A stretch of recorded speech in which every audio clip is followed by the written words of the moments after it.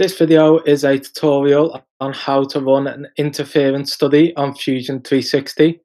So an interference study does what it says on the tin.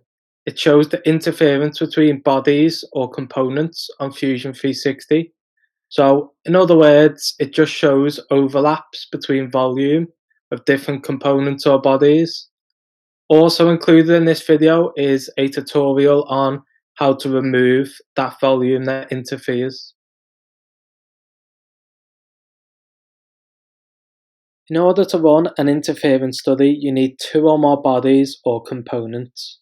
Then select the bodies you wish to include in the report and click the Inspect drop-down menu and select Interference.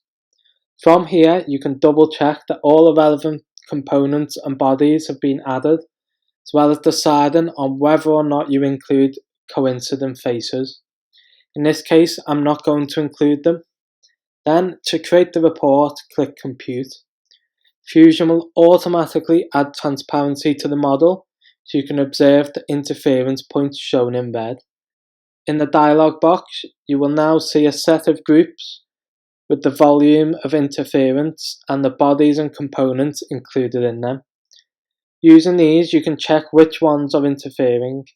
For example, if I wanted to check which components were interfering with component 1131, I can look through the groups that involve this component, and from this you can see they are 1112, 21, and the component starting 916. Then once you've finished, simply click OK.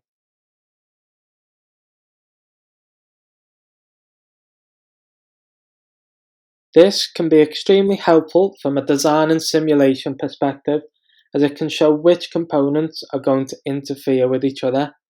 It can also be helpful from a CAM perspective, as it can ensure the item being manufactured does not have collisions with various components and possibly interfere with the machine or with other aspects. For example, with this design, the interference between the shank and the handle would not be very efficient for the manufacturing and assembly process of the screwdriver. Therefore, it will be beneficial to remove the volume that interferes.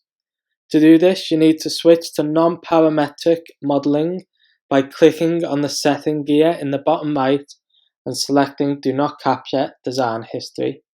Then, from here, run the interference study in the same way. However, this time you will notice a column will appear labelled Remove Volume. Enabling this will remove volume from one of the bodies in order to remove the interference. Once you're ready, click OK.